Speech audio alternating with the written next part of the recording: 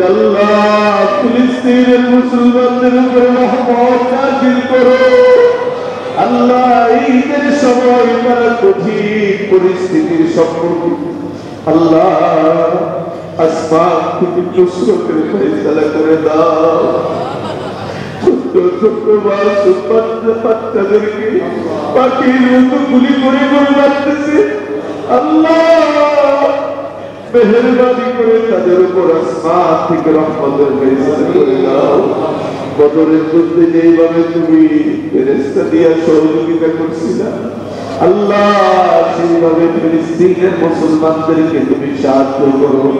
সেই বান্দার কপালে যদি হেদায়েত থেকে হেদায়েত দিয়ে দাও, আর যদি হেদায়েত না থাকে তাদেরকে জমিন থেকে উৎখাত করে দাও। ইয়া রাব্বাল আলামিন, ইয়া আকরামাল আকরামিন, ইয়া আল্লাহ জীবনে চলাফেরা করতে গিয়ে অনেক কবুল করে নাও।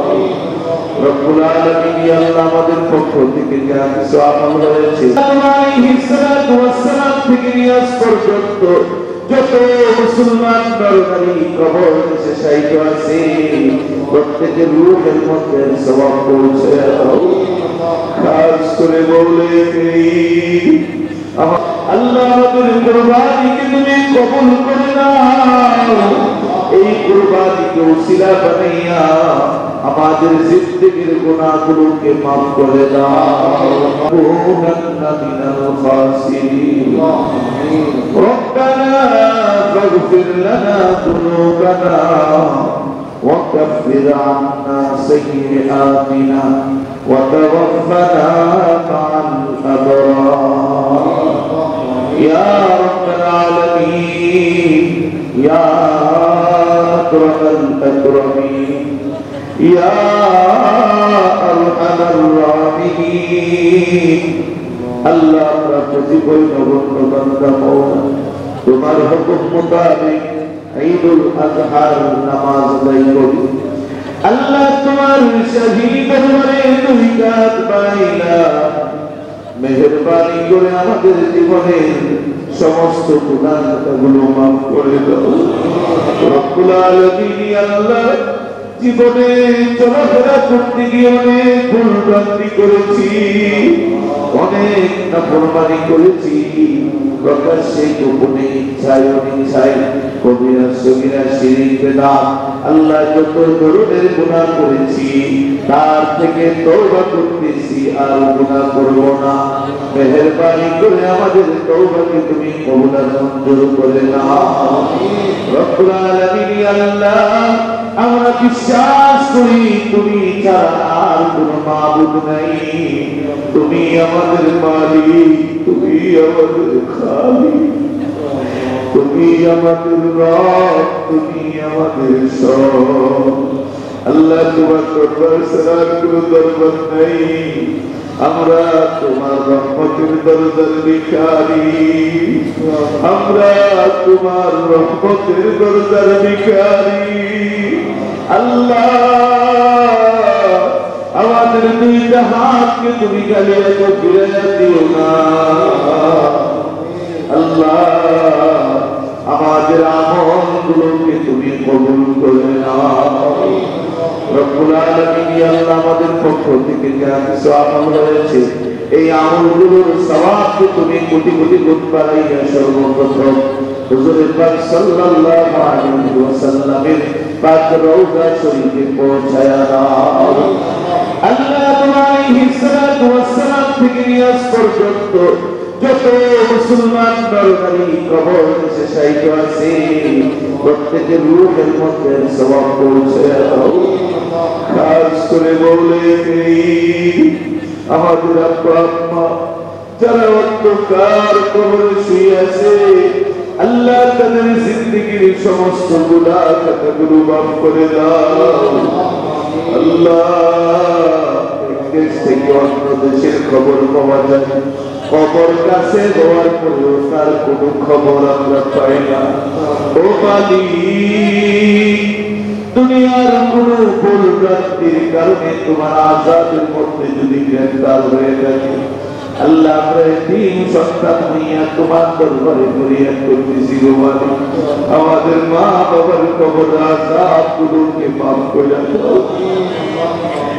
ইয়া আল্লাহ মা বাবা অন্ধকার কবর থেকে তুই চোখ দিয়ে তাকাইয়া আছেন রব্বুল আলামিন, আমাদের পক্ষ থেকে যা কিছু আমল হয়েছে এর পরিপূর্ণ সওয়াব মা বাবার আমলনামার মধ্যে তুমি পৌঁছায়া দাও। ইয়া আল্লাহ তাদের কবর থেকে জান্নাতের বাগান বানায়া দাও। আল্লাহ তাদের কবরটাকে নূরে মুনাওয়ার করে দাও।